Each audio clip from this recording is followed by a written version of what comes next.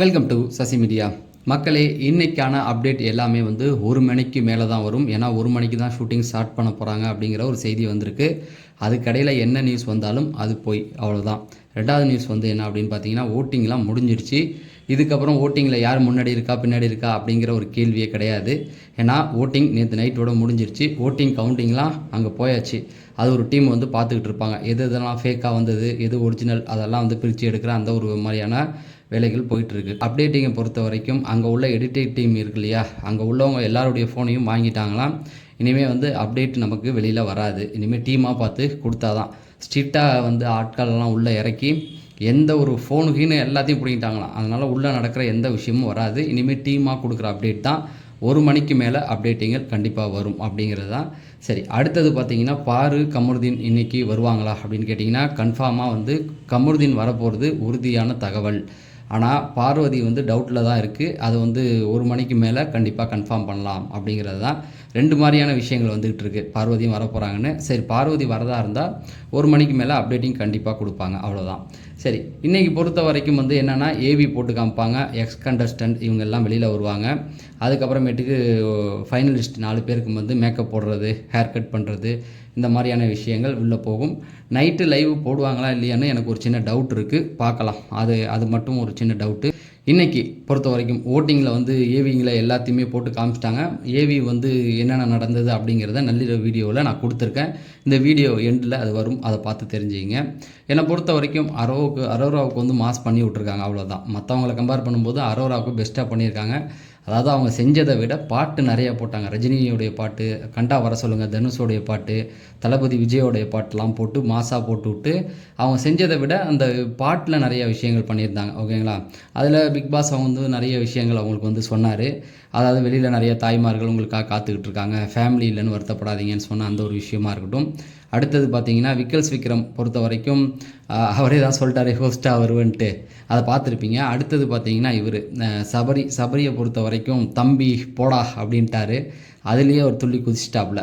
அவருக்கும் வந்து இந்த லியோ இது கண்ணுக்குன்னெலாம் வச்சு அதுவும் வந்து நல்லா இருந்தது. அடுத்தது வந்து திவ்யா கணேஷை பொறுத்த வரைக்கும் அவங்களுடைய நிறைய விஷயங்கள் நான் கூட கொஞ்சம் கம்மி பண்ணுவேன். ஃபன் எலமெண்ட் அவங்கள்ட்ட கொஞ்சம் கம்மியாக இருக்கும் இல்லையா. ஃபைட்டு கொஞ்சம் பேசுகிறது, நல்லது பண்ணுறது இது இருக்கும். ஃபன் பண்ணுறது கொஞ்சம் கம்மியாக இருக்கும். ஆனால் அதை பாட்டிலேயே கவர் பண்ணி அந்த மாஸ் பிஜிஎம் AAAலேருந்து போட்டு அவங்களுக்கும் சூப்பராக பண்ணி விட்டு, உனக்கு ஃப்ரெண்டாக நான் இருக்கேன், என்ன நீ சம்பாதிச்சிருக்க அப்படின்னு சொல்லும்போது உருகி அழுதுட்டாங்க.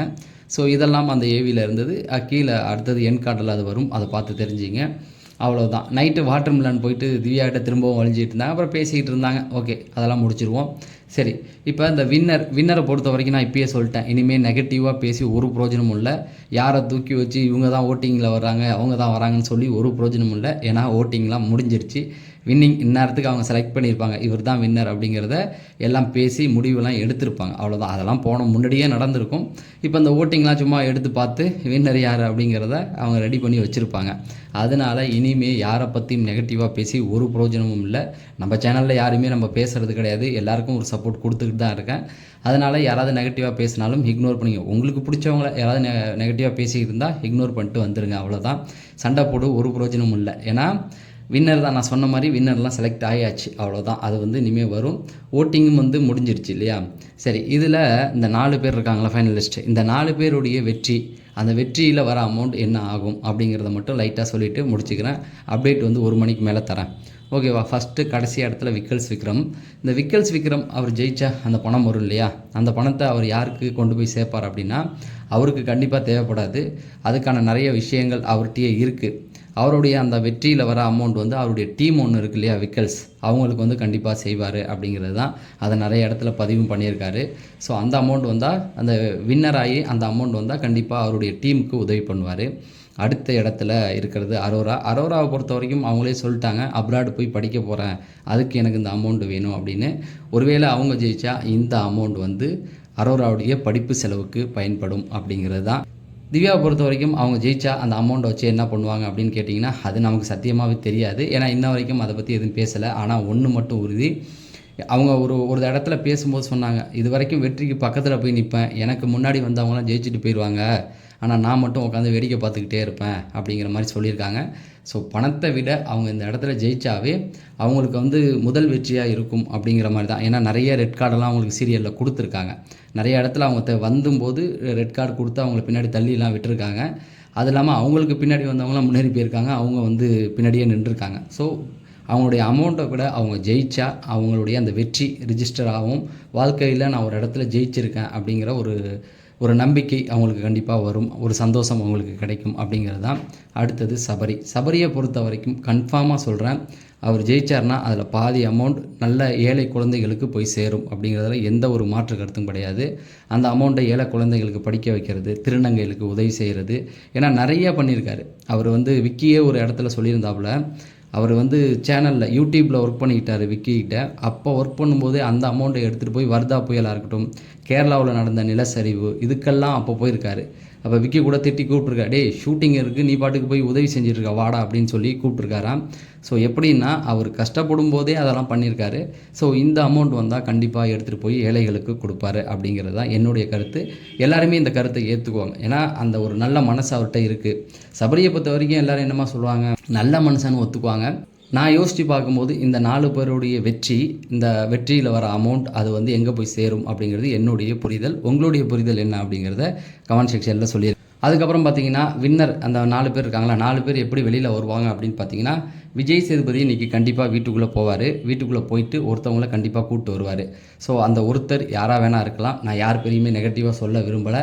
நம்ம உண்மையை சொல்ல போய் ஒரு தரப்பு ஆடியன்ஸ் வந்து வருத்தப்படுறாங்க. அதனால் எதுவாக இருந்தாலும் உண்மையாக நடக்கும்போது நம்ம கொடுத்துக்குவோம். அப்டேட்டு வந்து தரேன். பாக்கி 3 பேர் இருப்பாங்க. அந்த 3 பேரில் எப்படி வெளில வருவாங்க அப்படிங்கிறது, ஒருத்தவங்கள வந்து கண்ணை கட்டி இல்லை ஏதாவது ஒரு செலிப்ரிட்டி உள்ளே போய் அவங்கள கூட்டு வரத்துக்கு வாய்ப்புகள் இருக்குது.